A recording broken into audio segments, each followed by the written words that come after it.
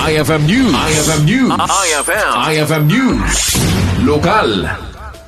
Ipakamo ni San Nicolas sa Mayor Edmar Vincent Bunwan ang maipapalisto iti pan na kaipalpas si drainage canal iti barangay 1 na iti nasaong nga ili kalpasan na nagbalinda ito ya problema. Kinunana, nakikoordinar isunan iti Department of Public Works and Highways 2nd District kan iti Municipal Engineering Office tapno makasarita ti kontraktor iti nasaw a proyekto ang maipalpas da ito gaputa iso iti agbali na rason tinadagsa na gunay ki trapiko ng runa iti National Highway.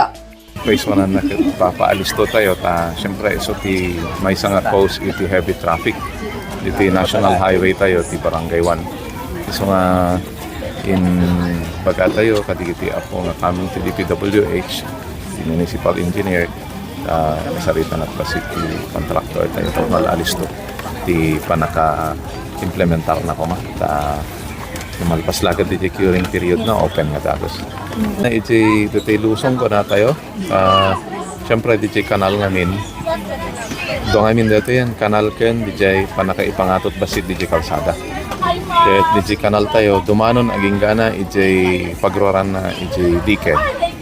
Iti Sabudam Padsan River na tayo. When it's a part of the Sabudam di pagroran na. Then portion ada na batit-basit nga saan nga masemento but nakakali iti kanal bigay.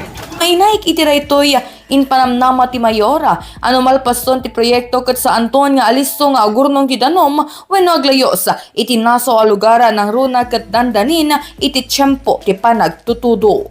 Para iti IFM News, Idol Bernadette Toledo, Tatak, IFM. IFM News. IFM News. IFM News. Lokal.